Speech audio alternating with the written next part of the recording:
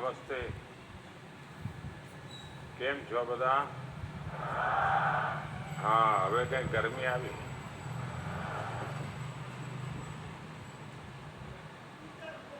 गुजरात के गवर्नर श्री आचार्य देवव्रत जी, यहाँ के लोकप्रिय मुख्यमंत्री श्री भूपेंद्र भाई पटेल, गुजरात सरकार के मंत्रीगण, शिक्षा जगत के सभी दिग्गज, गुजरात के होनहार विद्यार्थी मित्र, अन्य सभी महानुभाव, देवी और सज्जनों, आज गुजरात अमृत काल की, अमृत पीढ़ी के निर्माण की तरफ बहुत बड़ा कदम उठा रही है।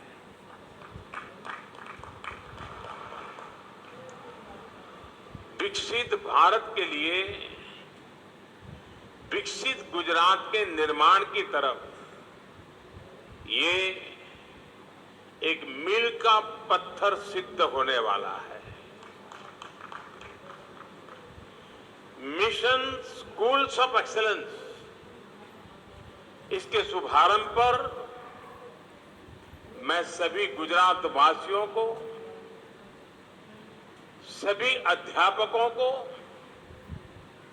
सभी युवा साथियों को, इतना ही नहीं आने वाली पीढ़ियों को भी बहुत बहुत बधाई देता हूं, शुभकामनाएं देता हूं।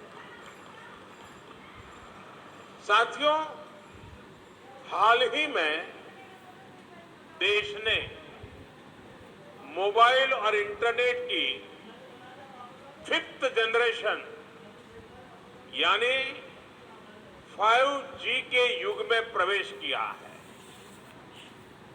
हमने इंटरनेट की 1st G से लेकर 4G तक की सेवाओं का उपयोग किया है। अब देश में 5G बड़ा बदलाव लाने वाला है। हर जनरेशन के साथ सिर्फ पीढ़ी नहीं बढ़ी है, बल्कि हर जनरेशन ने टेक्नोलॉजी को, जीवन को करीब से करीब हर पहलू के साथ जोड़ा है। साथियों, इस प्रकार हमने देश में स्कूलों की भी अलग अलग जनरेशन को देखा है। आज 5G, स्मार्ट सुविधाएं, स्मार्ट क्लासरूम, स्मार्ट टीचिंग से आगे बढ़कर हमारी शिक्षा व्यवस्था को नेक्स्ट लेवल पर ले जाएगा। अब virtual reality, internet of things, इसकी ताकत को भी हमारे छोटे छोटे बाल साथी, हमारे विद्यार्थी स्कूलों में बड़ी आसानी से अनुभव कर पाएंगे। मुझे खुशी है कि इसके लिए गुजरात के इस मिशन स्कूल ऑफ एक्सीलेंस के तौर पर पूरे देश में बहुत बड़ा और महत्वपूर्ण और सबसे पहला कदम उठा दिया है। मैं भूपेंद्र भाई को, उनकी सरकार को, उनकी पूरी टीम को भी साधुवाद देता हूं, शुभकामनाएं देता हूं। साथियों, बीते 2 दशकों में गुजरात में शिक्षा के क्षेत्र में जो परिवर्तन आया है वो अभूतपूर्व है। 20 साल पहले हालत ये थी कि गुजरात में 100 में से 20 बच्चे स्कूल ही नहीं जाते थे, यानी 5वां हिस्सा शिक्षा से बाहर रह जाता। और जो बच्चे स्कूल जाते थे उनमें से बहुत सारे बच्चे 8वीं तक पहुंचते पहुंचते ही स्कूल छोड़ देते थे। और इसमें भी दुर्भाग्य था कि बेटियों की स्थिति तो और खराब थी। गांव के गांव ऐसे थे जहां बेटियों को स्कूल नहीं भेजा जाता था। आदिवासी क्षेत्रों में जो थोड़े बहुत पढ़ाई के केंद्र थे, वहां साइंस पढ़ाने की सुविधाएं तक नहीं थी। और मुझे खुशी है, मैं जीतू भाई को और उनकी टीम की कल्पकता को विशेष रूप से बधाई देता हूं। शायद आप वहां से देख रहे थे क्या हो रहा है, मंच पे समझ नहीं आया होगा, लेकिन मेरा मन करता है मैं बता दूं। हमारा जे बाळको मने मळ्या એ બાળકો હતા જ્યારે 2003 માં પહેલો શાળા પ્રવેશોત્સવ કર્યો હતો અને હું આદિવાસી ગામોમાં ગયો હતો। 40-45 ડિગ્રી ગરમી હતી। 13, 14, 15 જૂનના એ દિવસો હતા અને જે ગામમાં બાળકોનું ઓછામાં ઓછું શિક્ષણ છે ને દીકરીઓનું ઓછામાં ઓછું શિક્ષણ એ ગામમાં ગયો અને પહેલી વાર એ ગામમાં મેં કહ્યું તો હું તમારે ત્યાં भिक्षा માંગવા આવ્યો છું અને મને તમે ભિક્ષામાં વચન આપો કે મારે તમારી દીકરીને ભણાવવી છે ને તમે તમારી દીકરીને ભણાવશો। અને એ પહેલા કાર્યક્રમમાં જે બાળકોને હું આંગળી પકડીને નિશાળે લઈ ગયો હતો એ બાળકોના આજે મને દર્શન કરવાનો અવસર મળ્યો।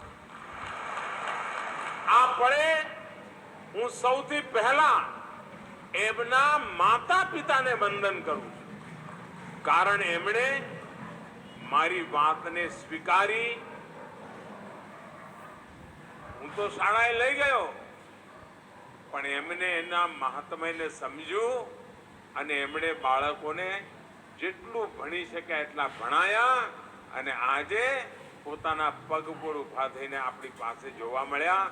મને બાળકોને મળીને ખાસ કરીને માતા પિતાને વંદન કરવાનું મન થાય છે અને ગુજરાત સરકાર જીતુભાઈને અભિનંદન આપું છું કે મને આ બાળકોને મળવાનો અવસર મળ્યો આજે, જેમને એકડીયું ભણાવવા માટે આંગળી પકડીને લઈ જવાનું મને સૌભાગ્ય મળ્યું। साथियों, इन 2 दशकों में गुजरात के लोगों ने अपने राज्य में शिक्षा व्यवस्था का कायाकल्प करके दिखा दिया है। इन 2 दशकों में गुजरात में 1.25 लाख से अधिक नए क्लासरूम बने, 2 लाख से ज्यादा शिक्षक भर्ती किए गए। मुझे आज भी वो दिन याद है जब शाला प्रवेशोत्सव और कन्या केळवणी वो महोत्सव उसका आरंभ हुआ था।